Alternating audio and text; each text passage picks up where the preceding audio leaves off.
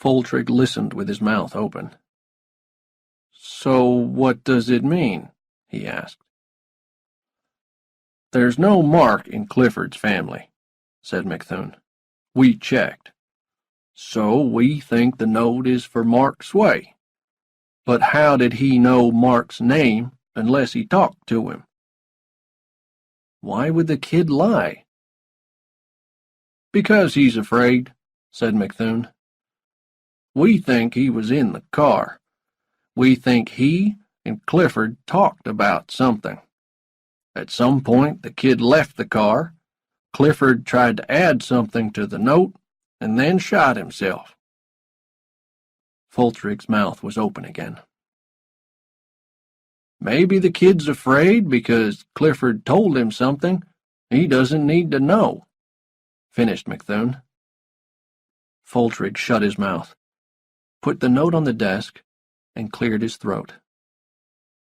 "Have you talked to the kid?" he asked. "Not yet," said McThune. "We'll do that first thing in the morning. We'd like to talk to his little brother, too, but we'll have to ask his doctor." "I'd like to be there," said Foltrick, thinking about the body. "We must know everything Mark Sway knows." Chapter 5. In the Hospital. Mark was asleep in front of the television when a nurse found him next morning. She gave him some orange juice and took him to Ricky's room. "Dr. Greenway is here," she said, "and he wants to see you."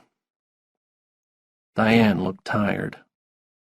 She stood at the foot of Ricky's bed, and her hands were shaking. Mark stood next to her, and she put her arm on his shoulder. They watched as the doctor touched Ricky's head and spoke to him. Ricky's eyes were closed. "He doesn't hear you, Doctor," Diane said finally.